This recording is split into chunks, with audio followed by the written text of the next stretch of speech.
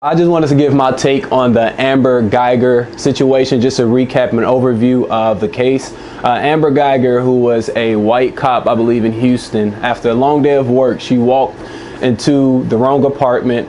Her apartment was directly upstairs from the apartment that she walked into. When she walked in, saw a black guy sitting on her couch, or sitting on his couch, I'm sorry, and she shot him with her service weapon. Now, that's wrong in its entirety. However, the guy's brother, the victim's brother, is receiving backlash. The victim's family is receiving backlash because they are forgiving her. And I have been reading a lot of posts on Facebook and Instagram about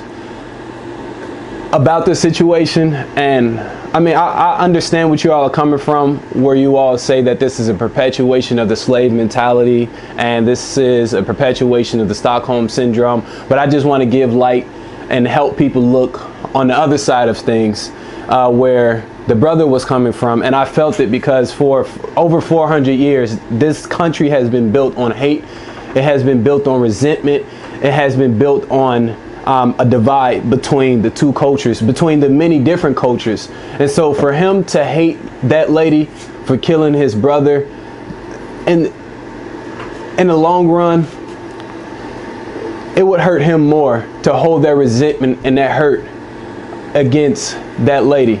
And I only say this because I'm sort of familiar with the situation, because my aunt was murdered 2016 in college.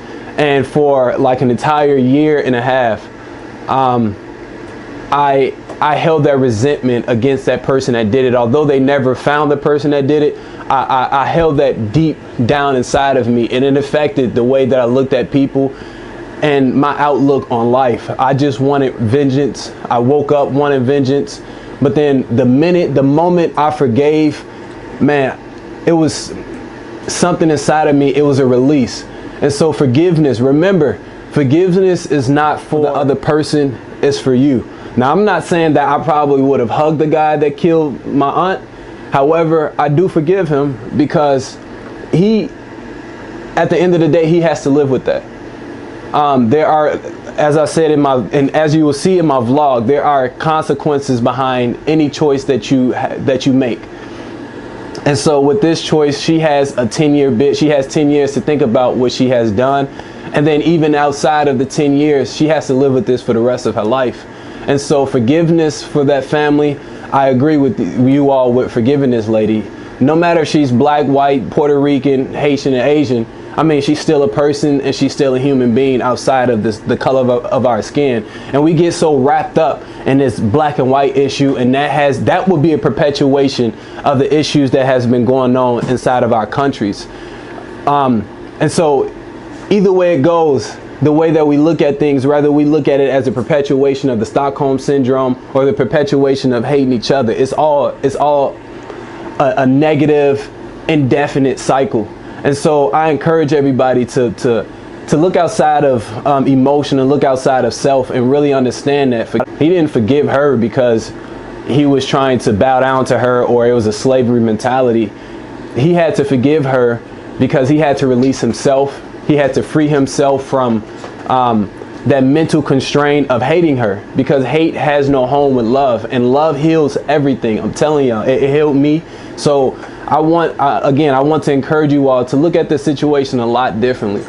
Don't look at it as we are coddling the white woman. We are trying to make the white woman feel more superior than what she is, because in reality, I didn't look at it like that. I looked at it as a young brother who understands that this lady has made a mistake, and I'm sure that she knows she made a mistake, but why keep putting our foot on her neck? Why be that person that our oppressors are? The only way to get different is if we do different. We can't cure hate with hate. It's just like trying to put out a fire with a fire. We have to cure hate through love, and I wholeheartedly believe that was his intent. Now, for the judge and for the bailiff, I don't know how true that is. I was under the impression that it was protocol to check for weapons in her hair before detaining her and taking her out into the back. However, I don't know how true that is, but I really wholeheartedly do believe that this kid is justified in what he's doing and justified in what he did, and forgiveness. So we can't keep holding on to things that happens in the past, and that's a lot of the things that us as people do. I've done it before in my life. We can't keep doing that because we're not damaging anybody but ourselves. It's a self-sabotaging behavior by hating each other.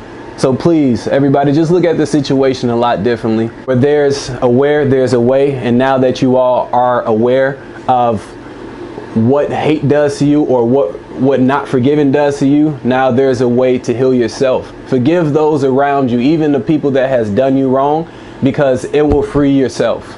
Amadi's Reflections.